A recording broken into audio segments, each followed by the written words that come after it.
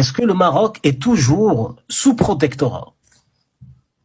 Le Maroc, si vraiment on répond à la question sous un angle de droit, le Maroc n'est pas sous protectorat, mais le Maroc est sous tutelle. Il y a une grande différence dans l'approche juridique.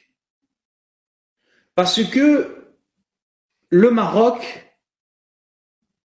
n'a pas d'armée. Il a une armée dont la fonctionnalité est de réprimer, et ce qui a été démontré.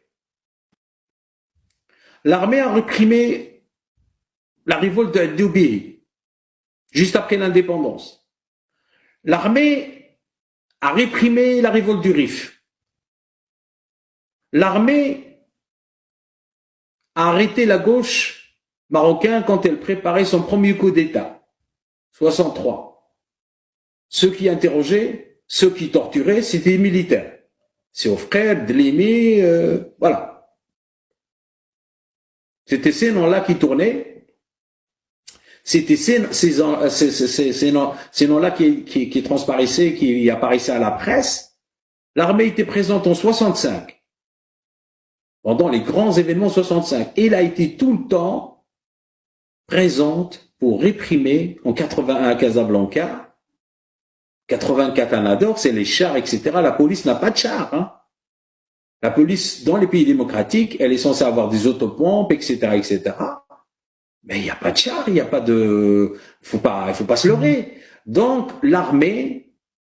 Donc, il y a cette citation de Max Weber, détient la contrainte physique légitime. Donc, l'armée, c'est l'État, et c'est elle qui gère quand l'État est en difficulté, et quand l'État vraiment est sur le point de s'écrouler, l'armée intervient. Et d'ailleurs, ça a été dit par plusieurs ambassadeurs français, à plusieurs reprises, l'aviation française est intervenue au Sahara occidental. Khtar Ouddad, Allah yarhamou, en parlait dans son livre Contre vents et marées. Il le dit clairement. Les mirages français sont intervenus justement pour bombarder les Sahraouis. Aucune décision concernant la politique étrangère au Maroc ne peut pas être prise sans se concerter avec l'Élysée.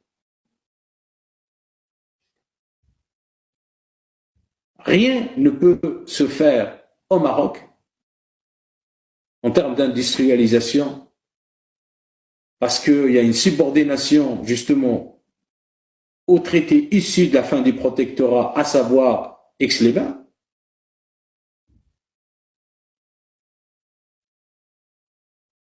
Le Maroc s'est pas industrialisé, il est resté dans cette logique de dépendance par rapport à la France parce que ce n'est pas, il n'y a pas de volonté au Maroc de le faire. Je ne parle pas du Merzen, ça veut dire d'autres volontés en dehors du cercle du Merzen. Et si le Merzen est agressif par rapport, la manière dont on a négocié la fin du protectorat français au Maroc est complètement différente de la manière dont on a négocié la fin du protectorat dans la région espagnole. L'espagnol, c'est jamais, bien sûr, les Espagnols n'ont pas cédé le protectorat, n'ont pas signé la fin du protectorat gratuitement. Ils ont obligé le Maroc de céder Ceuta et Melilla et de ne plus, à l'époque, bien entendu, revendiquer le Sahara. Et Tarfaya et Sidi Ifni, le régime marocain l'avait mis dans le volet des négociations sous la pression justement de la résistance du Sud. Tarfaya et Sidi Ifni, parce qu'il y a eu vraiment, comme c'était le cas au nord du Maroc, ce qu'on appelait le triangle de la mort, Tizi Ouzli, Aknoul et Bord, il y avait la même chose du côté de Sidi Ifni Et de Tarfaya, il y avait de la résistance, on a tué des soldats espagnols, etc., etc. Et on a fini par pousser l'Espagne à les lâcher, mais le Sahara ne faisait pas partie de l'ordre du jour des négociations du protectorat. C'est là le gros point d'interrogation. Si tu considérais que le Sahara était marocain, pourquoi tu l'as pas mis dans Jedouel Amal? Pourquoi tu l'as pas mis dans l'ordre du jour des négociations pour l'indépendance et la fin du protectorat? C'est ça aussi les questions qui se posent.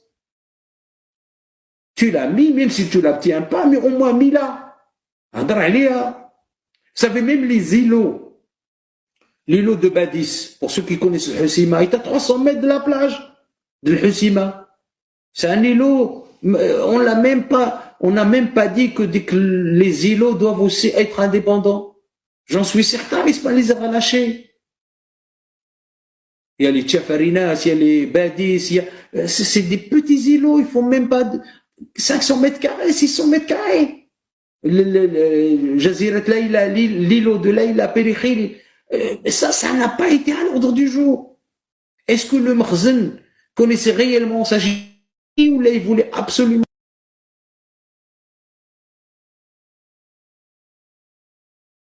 n'a pas été mis sur le trône. Et une fois les Français bien sûr ils sont partis par la porte, ils sont revenus par la fenêtre. Alors à ce moment-là on a commencé à avoir division pour occuper la Mauritanie, pour je ne sais pas quoi, aller vers le Sahara Sharqiya. C'était du n'importe quoi.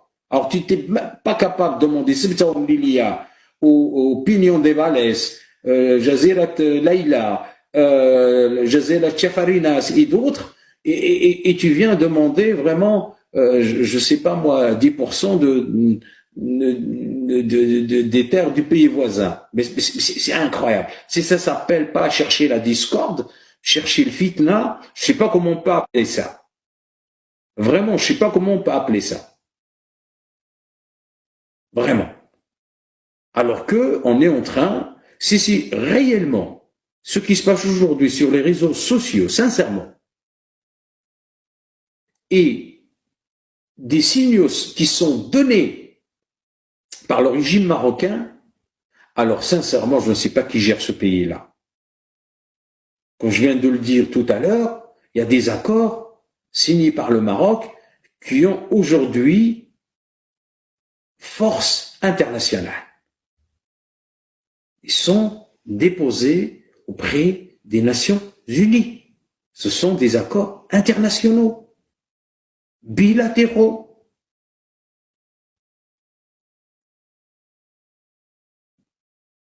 Y a-t-il quelque chose qui se cache?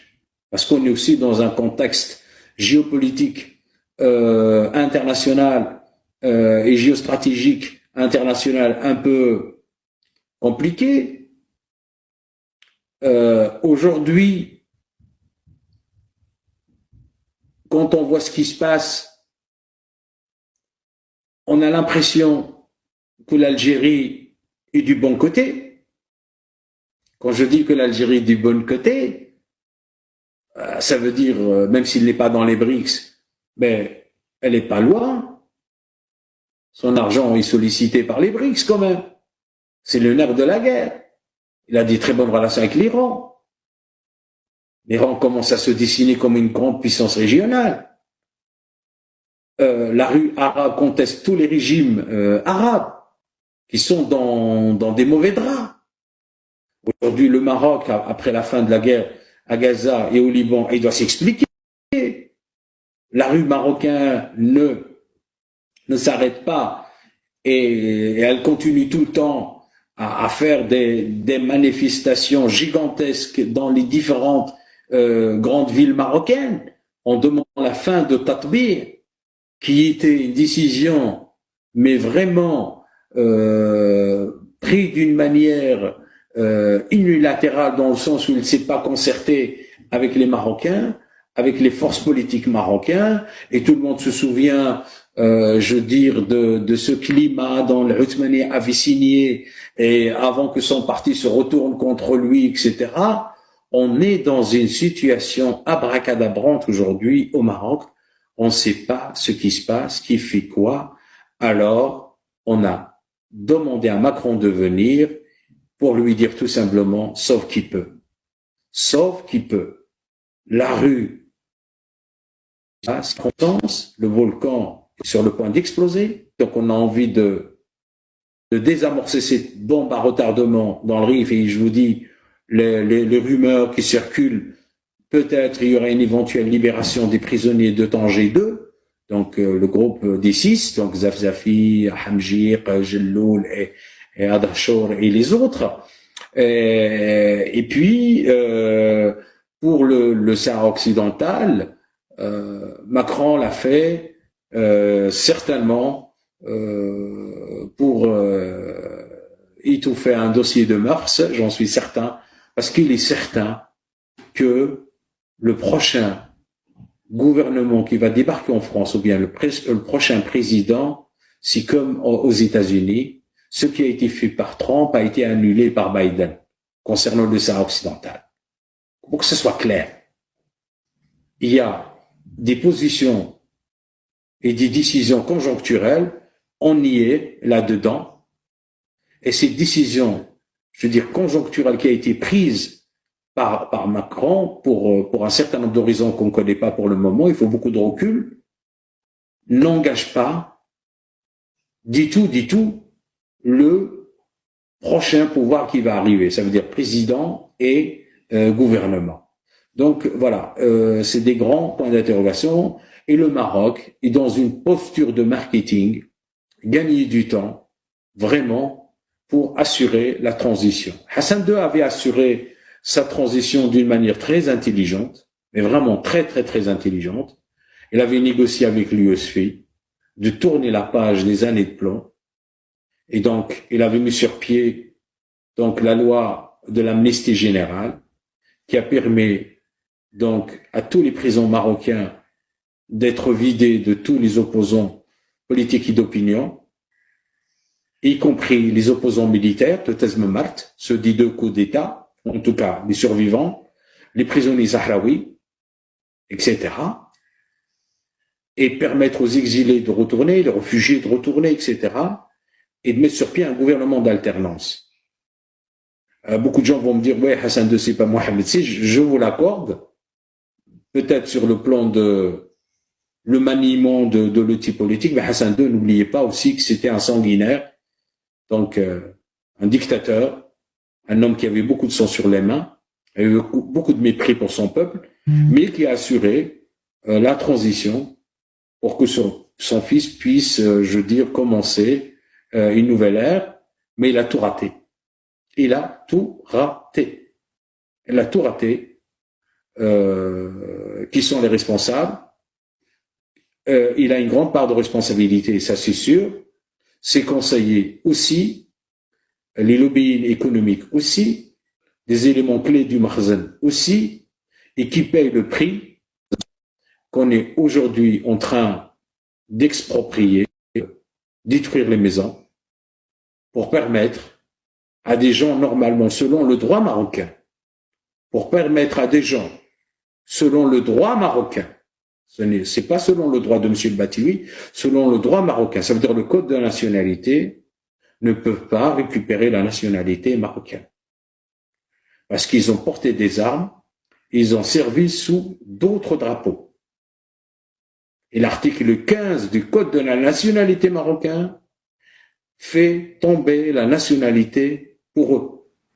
Justement, professeur, ça sera le sens de la dernière question, histoire de pas trop anticiper, si vous le permettez.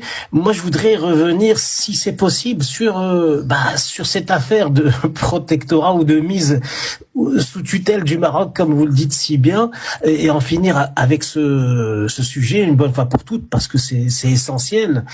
Est-ce qu'il serait possible, très cher professeur, de faire le point sur les faits historiques concernant le traité d'Aix-les-Bains et les accords de Saint-Cloud?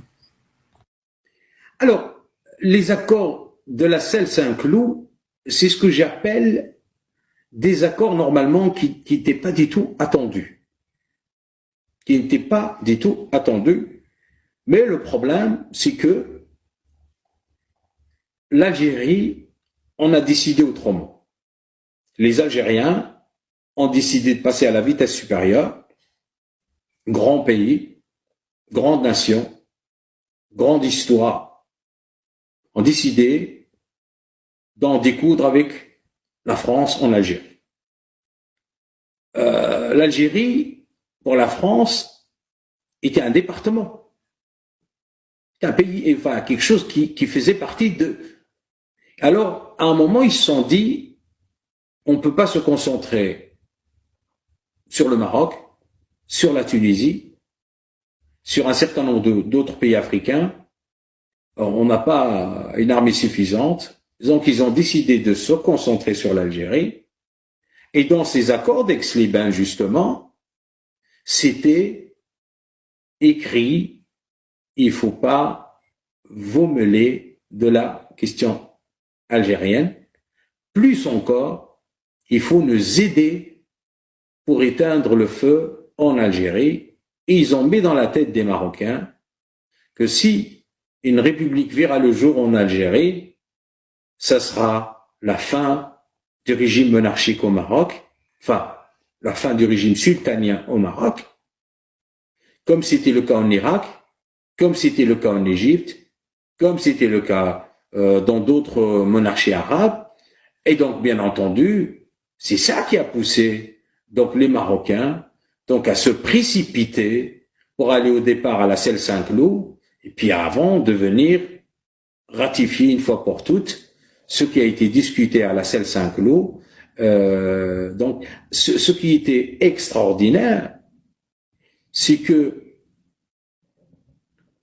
à Aix-les-Bains, tous les amis de la France, sans exception, à l'exception, bien sûr, de le Pacha Al-Glaoui, dont on ne voulait plus entendre parler, donc Hizb Shura ou l'Istiqlal, ou le parti de l'Istiqlal, ne voulait plus entendre parler de Hamid Glaoui, mais tous les amis de la France, qu'elles soient des Qaïd ou bien des Bachas ou autres, ont été présents à ces négociations. Même des anciens militaires qui ont servi la France en Indochine, à Monte Cassino, etc., etc.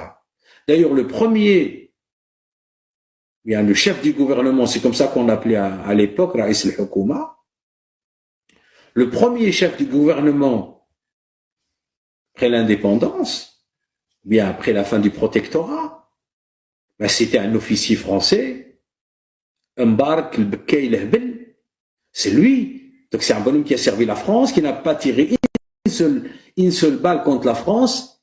Et d'ailleurs, on trouve une de ses déclarations dans les mémoires de Abdelrahim Bouabed, dont j'avais parlé dans la vidéo que j'avais réalisée avec Dounia. Donc ceux qui veulent avoir plus de détails peuvent retourner à la vidéo de Dounia. Disait, si le palais ne se rallie pas sur les positions de la France, je ne serai pas du côté du palais. Je ne serai pas du côté du palais. Et c'est ce monsieur qu'on va désigner comme chef du premier gouvernement marocain et du deuxième gouvernement marocain. Et ceux qui ont pris les armes, etc., vont être tous liquidés, soit par les milices du Marzin, soit par les milices de l'Istiqlal. Même des gens qui ont été torturés, qui ont pris des armes contre le colonialisme, ont été torturés au nord et au sud. Il y a énormément aujourd'hui de témoignages qui ont été publiés, et parmi ces témoignages, le plus poignant, les nationalistes marocains qui ont pris des armes, qui ont été dans la résistance au nord, etc., ont été torturés à Darbrisha, torturés par les gens de l'Istiqlal. Tous les gens membres du parti de Mohamed Hassan Louazani ont été tous torturés. Donc, Hizb Shura al-Istiqlal, le parti de l'indépendance, est dans un chamboulement total. Et tout ça, c'était les conséquences justement de ce ex-Liban qui s'est beaucoup focalisé sur l'aspect économique et le partage du gâteau. Partage des mines, le partage du phosphate, le partage des terres agricoles. À l'époque, on avait hérité de 600 000 hectares. Après, on va bonifier pendant l'indépendance 400 000, donc ça devient 1 million. Ça, c'était l'objectif de Hassan II. Mais les 600 000 hectares qui étaient les terres des colons, etc., ont été partagés entre les grands notables ruraux et la famille royale. C'était pourquoi? Pour avoir la main mise sur le monde rural, qui était à l'époque présentait presque 68% de la population marocaine. Et donc l'enjeu du pouvoir était dans la sphère rurale. Il faut lire à ce sujet-là le livre de Rémi Léo, le Fellah marocain, défenseur du trône, Al-Fellah al-Maghribi Hamil Arsh. Voilà, Aix-les-Bains, c'était un gâteau. C'était, si tu veux, une sorte de feuille de route pour partager un gâteau entre la France, le régime marocain et les défenseurs de ce régime. Et qui étaient dans leur grande majorité des alliés de la France pendant la période du protectorat. C'est les grandes familles de notables, de mercantiles, etc., etc. Voilà. Et on l'avait bien dit chez Dounia dans la vidéo, dans l'entretien. Le partage était clair. Ce qu'on comprend rien que, par exemple, le partage des phosphates, 50% pour la France, 30% pour la famille royale et 20% pour le trésor marocain seulement. 20%, 30% pour la famille royale et 50% pour la France. Jusqu'en 2056. 20% pour l'État, pour le Maroc, pour les Marocains. Pour le trésor marocain, oui. Jusqu'en 2056 à Ibadallah. Jusqu'en 2056. Les conséquences de ce genre de Asmito vont aller jusque dans les années 70. En 73, des Algériens vont être spoliés de leurs biens. Parce que souvent, le Mgharba les Algériens ont expulsé les Marocains en 75. Je veux bien. Et ça, je le dis souvent à mes amis algériens. Mais en 73, les Marocains ont volé les biens des Algériens qui étaient au Maroc. C'est des milliards. Dawlium l'art, dawlium les hôtels, dawlium Dior, dawlium les Hawanet, mais ils les ont spoliés. Et il y a eu des accords entre Hassan II, je crois en 82 ou la 83, la 84, j'ai pas la date exactement, mais ça doit être au début des années 80, avec Chadli Benjdid, quand ils se sont rencontrés à Jujbral, donc à la frontière algéro-marocaine. Quand ils se sont rencontrés là-bas, Hassan II avait accepté d'indemniser ses propriétaires algériens. Et rien n'a été fait. Et c'est comme ça qu'on a lancé sur le dos des Algériens la marocanisation. Dès que la marocanisation a commencé par spolier les Algériens. Et la manière dont on a traité avec les Français, c'était pas la même chose que la manière dont on a traité avec les Algériens. Les Français, les Français qui voulaient pas partir, on leur a dit, OK, vous voulez rester, mais vous ne pouvez pas garder 100% du capital, vous allez garder 49%. Le Marocain doit être majoritaire dans votre entreprise. Donc, vous devrez vendre 51 de votre capital à un Marocain. Et c'était qui ce Marocain? C'était les enfants de Abdelhadi Boutaleb, l'Abbas Fassi, Ouzid. Et là, il y a M. Saadi qui avait fait cette thèse de doctorat là-dessus, la formation des conglomérats, des clusters au Maroc, etc. On peut les appeler clusters. Des clusters, car un cluster n'est jamais loin d'une université. C'est ça la définition d'un cluster. C'est la Silicon Valley, le cluster. Mais le Mgharba, ils mettent des termes n'importe où, mais c'est comme ça. Donc voilà. Oui, je sais. Je suis un cargouli, je suis jaloux.